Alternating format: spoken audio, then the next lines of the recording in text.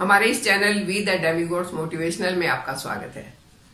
त्योहारों का मौसम चल रहा है। अभी अभी दिवाली गई है, उसके बाद अब छठ आएगी, उसके बाद फिर क्रिसमस, न्यू ईयर और बहुत सारे त्योहार आने वाले हैं। लेकिन आजकल का जो माहौल है, जो एक बीमारी फैली हुई है, उसकी वजह से बाहर निकलना थोड़ा मुश्किल हो जाता है। और जब ये मुश्किल होता है तो बच्चों को बड़ी परेशानी होती है। अभी दिवाली पर भी बच्चे बार बार बोल रहे थे क्या है ये, ना पटाखे चला पा रहे हैं, ना मार्केट जा पा रहे हैं, ना कुछ नई खरीदारी कर पा रहे हैं। और जब हम न्यूज में देखते हैं तो देखते हैं मार्केट में इतनी सारी भीड़ है। तो ये जो भीड़ है ये बीमारी को फैलाने का कारण बन रही है, ऐसा देखने में आया है। दिल्ली की अगर हम बात करते हैं तो दिल्ली में ये बीमारी फिर से ज्यादा होनी शुरू हो गई है।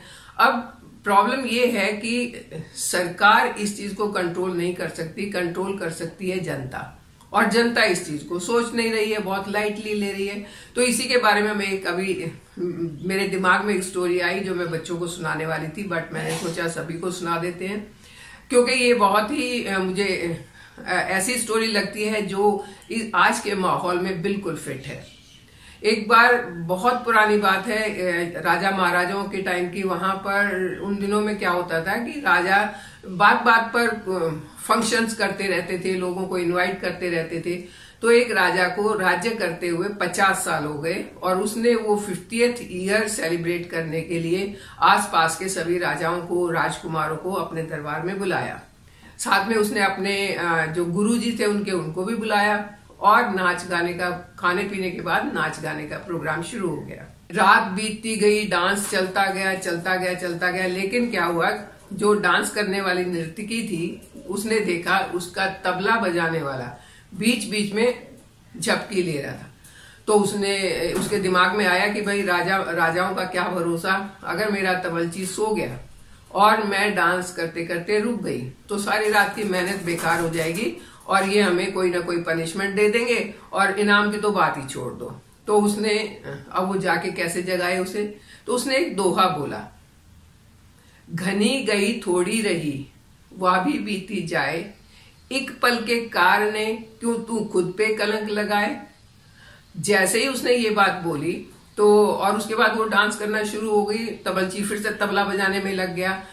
लेकिन देखते क्या है कि राजा के जो गुरु थे वो उठे और उन्होंने अपने, जो राजा ने उनको बहुत सारे ढेरों गिफ्ट दिए थे, गोल्ड कॉइन्स दिए थे, वो बैग भरा हुआ जाके उस नर्तकी को दे दिया, उसके पास जाके रख दिया।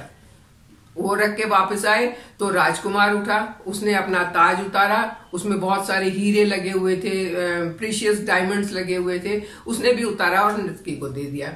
थोड़ी देर के बाद देखता है कि राजकुमार ही आई उठ के, उसने भी अपने गले से नौलखा हार निकाला और वो भी नर्तकी को दे दिया। राजा बड़ा हैरान कि रात भर से गाना चल रहा था, उससे पहले मैंने इतना अच्छा खाने पीने का इंतजाम किया था, सारे इंतजाम किए थे, लेकिन ये इस नर्तकी को क्यों गिफ्ट दे रहे हैं। तो राजा के मुंह से निकला, ये तो सिर्फ डांस करने वाली है, इसको क्यों ये इतना सब तुम दे रहे हो, मेरे को समझ में नहीं आया। तो सबसे पहले गुरुजी बोले, महाराज मैं शुरू से ब्रह्मचर्य का पालन कर रहा हूँ, भिक्षा पर मैं अपना जीवन व्यतीत करता हूँ, और आज जब मेरी उम्र इतनी हो गई है, थोड़े ही दिन मेरी उम्र के बचे हुए हैं, तो आपसे मैं इतने सारे गोल्ड कॉइन लेके खुश हो रहा था। नर्तकी की बात सुन के मुझे समझ में आया कि अपनी जिंदगी के आखिरी दिनों में मैं ये गोल्ड कॉइन्स लेके क्यों अपनी तपस्या को खराब कर रहा हूँ, मेरी नीयत क्यों बदल गई इनको देख के। और इस दोहे ने मेरी आंखें खोल दी और इसीलिए मैं ये सारे गोल्ड कॉइन्स इसी को गिफ्ट में दे रहा हूँ। तो राजा ने कहा ठीक है, आपकी बात तो मुझे समझ में आ गई। तो राजकुमारी से पूछा, बेटा आपने क्यों अपना नौलखा हार दिया, आपको कौन सी इसके डांस में क्या चीज अच्छी लगी। तो राजकुमारी ने बोला कि पिताजी मैं 30 साल की होने वाली हूँ और आपने आज तक मेरी शादी के बारे में नहीं सोचा। तो मैं बिल्कुल परेशान हो गई थी। मैं ये सोच रही थी कि ये तो शादी मेरी करेंगे नहीं, तो क्यों ना मैं ही किसी के साथ भाग जाऊं। और हमारा जो महावत है उसका बेटा मुझे अच्छा लगा, मैं उसके साथ भागने वाली थी। लेकिन नर्तकी की बात सुन के मुझे ज्ञान हुआ, अरे 30 साल तक मैं यहाँ हूँ तो मैं अपने फादर से बात करूं, ये तो कोई तरीका नहीं हुआ कि मैं घर छोड़ के भाग जाऊं। और मुझे जब ये ज्ञान हुआ तो मैंने खुश होके कि नर्तकी के दोहे ने मुझे ज्ञान दिया है, तो मैंने अपना हार इसको गिफ्ट दे दिया। राजा ने राजकुमार से पूछा कि बेटा तुमने क्यों दिया, तुमने अपना इतना कीमती जो तुम्हारा मुकुट मैंने बनवा के दिया था नर्तकी को क्यों दिया, वो क्या करेगी इसका। तो राजकुमार ने कहा कि मेरा तो कारण और भी भयानक है। आप 50 साल से राज्य कर रहे हैं और मैं भी अब 30-35 साल का हो गया हूं, तो आपने आज तक ये नहीं सोचा कि मुझे आप अपनी जगह राजा बना दें। तो मेरे मन में एक बार को विचार आया कि मैं कुछ सिपाहियों को साथ लूं और अपने पिता के अगेंस्ट बगावत कर दूं और राजा बन जाऊं। तो इसलिए ये जो ख्याल था कितना खतरनाक था कि मैं अपने ही पिता के लिए अगेंस्ट में बगावत करने वाला था। तो नर्तकी की बात सुन के, कौन सी बात, कि घनी गई थोड़ी रही वह भी बीती जाए, एक पल के कारण ने क्यों अपना जन्म गवाए। तो मुझे लगा कि 35 साल हो गए, मैं इंतजार कर रहा हूं कि मैं भी राजा बनूंगा, अब तो आप कभी ना कभी तो मुझे राज्य दे ही दोगे, तो मैं ये बेईमानी क्यों करने वाला था। नर्तकी की बात सुन के मुझे ये चीज समझ में आ गई, इसलिए मैंने उसको ये गिफ्ट दिया। राजा एकदम हैरान हुआ कि बात तो ठीक है। राजा ने सोचा कि वाकई में मैं 50 साल से राज्य कर रहा हूं, मैं बिल्कुल बूढ़ा हो चुका हूं, मैंने बहुत कुछ देख लिया है, तो क्यों नहीं मैं अपने बेटे को राजा बना देता। उसको भी नर्तकी की बात समझ में आई। फिर उसने कहा, पहले राजकुमारी से कहा कि बेटा यहां मैंने इतने सारे राजकुमारों को बुलाया हुआ है, आपको जो पसंद आता है मैं उसके साथ आपकी शादी करवा दूंगा। फिर उन्होंने राजकुमार से कहा, अगला कोई भी अच्छा मुहूर्त देख के मैं आपको राजा बना दूंगा। और ये कह के राजा जो थे उन्होंने अपने गुरुजी को कहा कि जैसे ही मैं बेटे को राजा बनाऊंगा, मैं आपके साथ ध्यान करने के लिए, मेडिटेशन करने के लिए आपके साथ आ जाऊंगा। इस तरीके से वो सारे उनको एक ज्ञान हुआ, उन्होंने उसके ऊपर चिंतन किया और अपना रास्ता बदल दिया। नर्तकी ने सोचा कि सब लोग मेरे एक छोटे से दोहे से इतने प्रेरित हुए कि उन्होंने अपना रास्ता बदल दिया, तो मैं क्यों खां डांस करे जा रही हूं, मैं क्यों महफिलों में नाचती हूँ, तो मुझे भी ज्यादा क्या चाहिए, दाल रोटी खाने को चाहिए।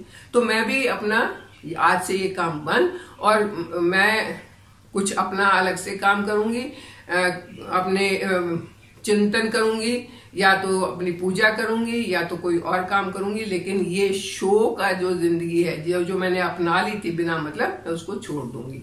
तो इस तरीके से इस कहानी का अंत हुआ। ये कहानी हमें शिक्षा देती है कि हम 1 साल से लॉकडाउन में या सेल्फ अपने आप को अपने घर के अंदर रख के अपने आप को सेव करने की कोशिश में 1 साल से लगे हुए हैं, लेकिन अब इतने रिलैक्स कैसे हो गए। किसी मार्केट में देखो इतनी भीड़ मची हुई है, प्लेटफॉर्म पे जाके देखो इतनी भीड़ है, बसें देखो इतनी भीड़ है, और ना तो लोग मास्क लगाते हैं, ना तो सोशल डिस्टेंसिंग का पालन करते हैं, और इवन जो नेताओं की रैलियां होती है उसमें तो और भी बुरा हाल है। तो इसमें जनता को खुद ध्यान रखना होगा, अपनी सेहत से बड़ा कुछ भी नहीं है। आप अपनी सेहत के लिए ध्यान दें, बाकी का जो ऐश आराम है, जो घूमना फिरना है, जो बाहर जाके खाना है, या जो बाहर जाके एंटरटेनमेंट करना है, अरे भाई जब सेहत रहेगी तभी तो कर पाओगे। बिल्कुल सही कहा नर्तकी ने कि घनी गई थोड़ी रही, अब तो वैक्सीन आने वाली है, बहुत जल्दी सब कुछ ठीक होने वाला है, तो अभी अपने ऊपर सेल्फ कंट्रोल करना चाहिए, सोशल डिस्टेंसिंग का पालन करना चाहिए, जो जो हम अपने सेहत के लिए कर सकते हैं वो हमें करना चाहिए, क्योंकि ये सेहत हमारी है। अच्छी रहेगी तो हम खुश रहेंगे, अच्छी रहेगी तो हम एंटरटेन कर पाएंगे। तो इसको अच्छा रखना ये हमारी ड्यूटी बनती है। मुझे लगा कि ये स्टोरी वाकई में बहुत अच्छी है और बहुत बड़ी एक शिक्षा हमें देती है। आपको कैसी लगी आप मुझे जरूर बताएं, अपने कमेंट दे के मुझे ये बताएं कि आपको स्टोरी कैसी लगी, और ऐसी ही और स्टोरीज के साथ मैं आपसे बीच बीच में मिलती रहूंगी। जब बच्चे मुझे कहेंगे, जब बच्चे मुझे बुलाएंगे कि आप हमें कोई स्टोरी सुनाओ, तो वो स्टोरी मैं जरूर आपके साथ भी शेयर करूंगी। आप बच्चों के साथ बने रहिए, वी द डेमीगॉड मोटिवेशनल के साथ आप बने रहिए, उन्हें अपना ढेरों ढेरों प्यार दें, अपना आशीर्वाद दें, ताकि वो आगे बढ़ते रहें। वीडियो को लाइक एंड शेयर जरूर करें। Thank you.